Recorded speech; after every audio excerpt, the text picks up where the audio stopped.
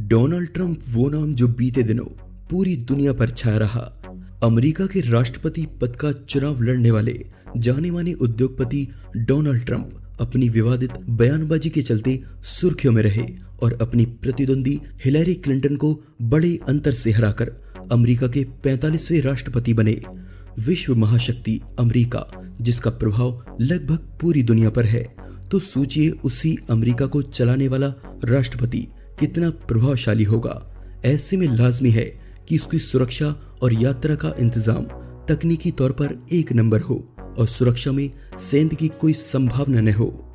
जी हाँ, आज के इस एपिसोड में हम बात करेंगे अमेरिकी राष्ट्रपति की आधिकारिक गाड़ी लिमोजिन और उससे जुड़े सुरक्षा इंतजामों की, जो राष्ट्रपति के काफिले को बड़े आराम से एक से दूसरी जगह सुरक्षित ले जाती है।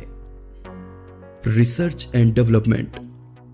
राष्ट्रपति की सुरक्षा का महत्वपूर्ण हिस्सा होने की वजह से इन आधिकारिक गाड़ियों की बनावट से लेकर हर बात का गहन अध्ययन किया जाता है, जिसका अंदाजा इस बात से लगाया जा सकता है कि वास्तव में लिमोजिन बनाने वाली कंपनी जनरल मोटर्स पिछले 2 सालों से राष्ट्रपति ट्रंप की आधिकारिक गाड़ी बनाने में लगी थी, जिसे $15 लाख की भारी लागत से तैयार किया गया, जो एक साधारण लिमोजिन से कई गुना महंगी है, किसी सैन्य टैंक से कम नहीं।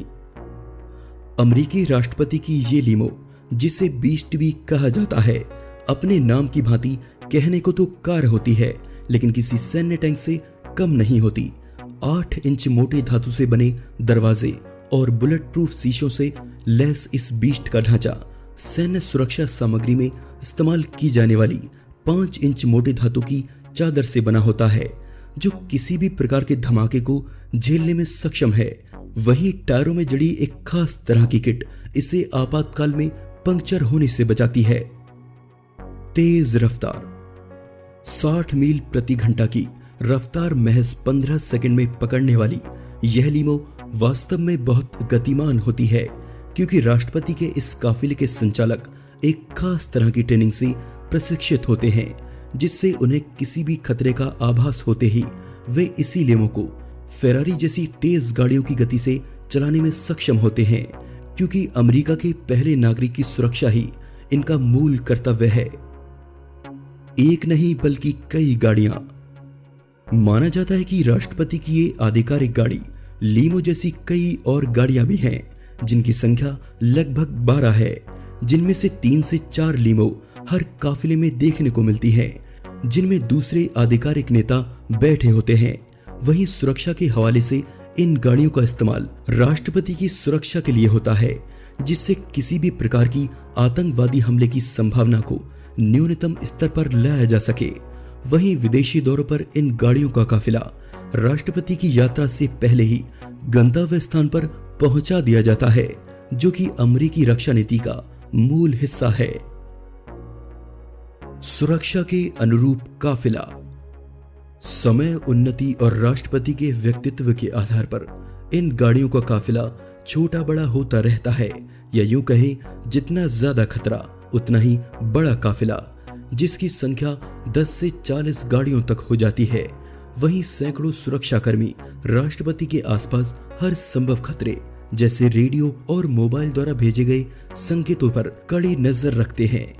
इसका उदाहरण 1996 में घटी ऐसी ही घटना से मिलता है, जब तत्कालीन राष्ट्रपति बिल क्लिंटन के फिलीपींस दौरे के समय मोबाइल द्वारा भेजे गए संकेतों में मैरिज और ब्रिज जैसे शब्दों का विवरण मिला, जिसके चलते राष्ट्रपति के काफिले की दिशा बदल दी गई। वहीं इन शब्दों की जांच से पता चला कि काफिले की आधिकारिक रास्ते में मौजूद एक ब्रिज पर विस्फोटक लगाकर राष्ट्रपति की हत्या करने की साजिश रची गई थी। अभेद सुरक्षा। अब तक आपने देखा कि राष्ट्रपति का यह काफिला तकनीकी तौर पर सर्वश्रेष्ठ है और इसकी सुरक्षा को भेद पाना असंभव है। फिर भी अगर कोई इस सुरक्षा को भेद कर राष्ट्रपति को नुकसान पहुंचाना चाहता है, तो उसका सामना अमेरिकी सैन्य सुरक्षा के सबसे बड़े नमूने से होगा, जहां इस काफिले के साथ चलने वाले सुरक्षाकर्मी 6 नली वाली बंदूकों से लैस होते हैं और पलक झपकते ही सैकड़ों गोली दागने में सक्षम होते हैं। वहीं राष्ट्रपति की यह आधिकारिक गाड़ी लीमो प्राथमिक सुरक्षा के आधार पर भी एक नंबर है, जो किसी भी आपातकालीन परिस्थिति में स्वचालित कार्य करने में सक्षम है। इसमें लगे नाइट विजन कैमरा, अग्निशमन यंत्र, ग्रेनेड, आंसू गैस और ऑक्सीजन सप्लाई जैसे यंत्र किसी भी प्रकार के खतरे में खुद ही सक्रिय हो जाते हैं, जैसा हमने अक्सर हॉलीवुड फिल्मों में देखा होगा। दोस्तों, आज के इस एपिसोड में बस इतना ही।